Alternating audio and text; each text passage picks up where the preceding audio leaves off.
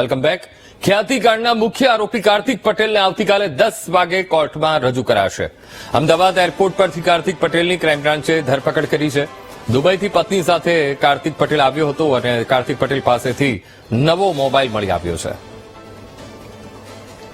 તો આ મુદ્દે સંવાદદાતા અપૂર્વ સિસોદિયા ફોન લાઈવ જોડાઈ ગયા છે. અપૂર્વ, ખ્યાતિકાંડનો મુખ્ય આરોપી કાર્તિક પટેલ હવે પોલીસના સકંજામાં આવી ગયો છે અને આવતીકાલે 10 વાગે કોર્ટમાં રજૂ કરાશે.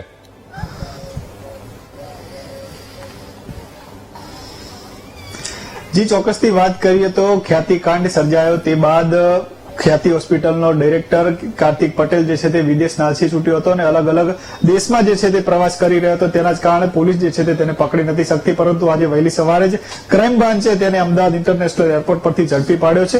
હવે કોર્ટમાં રજૂ કરશે અને કોર્ટમાં જે છે રિમાન્ડની માંગ કરશે અને રિમાન્ડની માંગ કર્યા બાદ તેની પૂછપરછ કરવામાં આવશે અને તે પૂછપરછમાં અનેક ખુલાસા જે છે તે થઈ શકે છે. પરંતુ ખ્યાતિકાંડ જે સર્જાયો તેમાં કડી તાલુકાના અલગ અલગ ગામોમાં જે છે તે તેને ફ્રી નિદાન કેમ્પ જે છે ખ્યાતિ હોસ્પિટલ દ્વારા કરવામાં આવ્યા હતા, જેમાં ફ્રી નિદાન કેમ્પમાં જે લોકો પાસે આયુષ્યમાન કાર્ડ હતા તે લોકોને જે છે વધુ સારવાર માટે અમદાવાદ ખ્યાતિ હોસ્પિટલ બોલાવવામાં આવ્યા હતા અને ત્યાં જ તે લોકોની જે રીતે ખોટી રીતે સર્જરી કરી હતી ને તેમાં જ જે છે કડી તાલુકાના 2 લોકોના મોત નીપજ્યા હતા. તેના જ કારણે ભારે હોબાળો થયા બાદ આ સમગ્ર કાંડ જે છે તે સામે આવ્યો હતો. ત્યારે કણજડી તાલુકામાં કણજડી ગામમાં પણ જે છે તે ખ્યાતિ હોસ્પિટલ દ્વારા ફ્રી નિદાન કેમ્પ કરવામાં આવ્યો હતો. જે લોકો ખ્યાતિ હોસ્પિટલ ગયા હતા તેવા જ કેટલાક લોકો જે ગ્રામજનો જે છે તે આપણી સાથે છે, તેમની સાથે સીધી વાત કરીશું.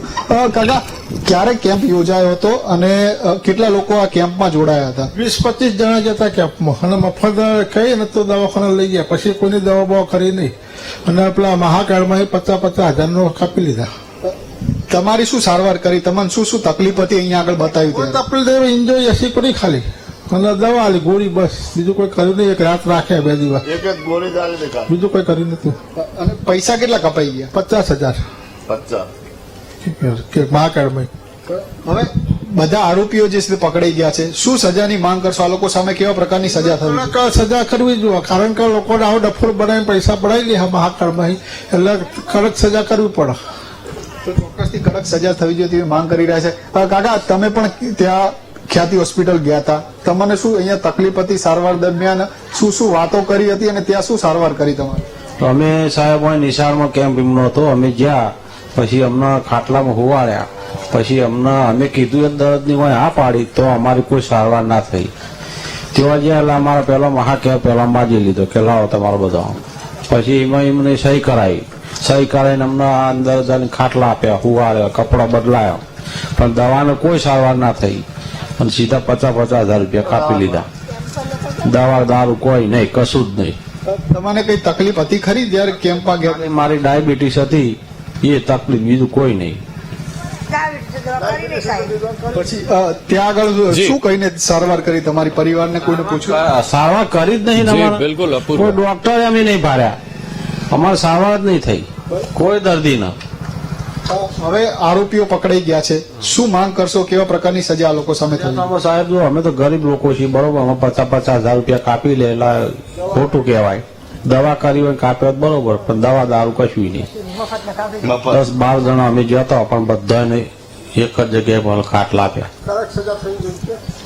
કડક સજા કરો, બીજું શું વળી? આ તો અમારે તો રડીને 25 રૂપિયા લાવે ના આવી લ્યો, પૈસા લઈ લે. શું કહેશો? તમે પણ ગયા હતા ખ્યાતિ હોસ્પિટલ, શું સજા થવી જોઈએ આ લોકોને? કડક સજા થવી જોઈએ, બીજું શું થાય? બિલકુલ અપૂર્વ.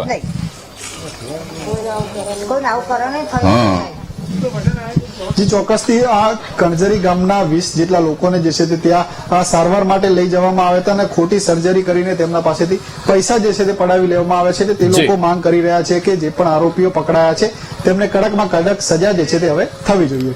જી બિલકુલ અપૂર્વ, સમગ્ર માહિતી સાથે જોડાવા બદલ આપનો આભાર.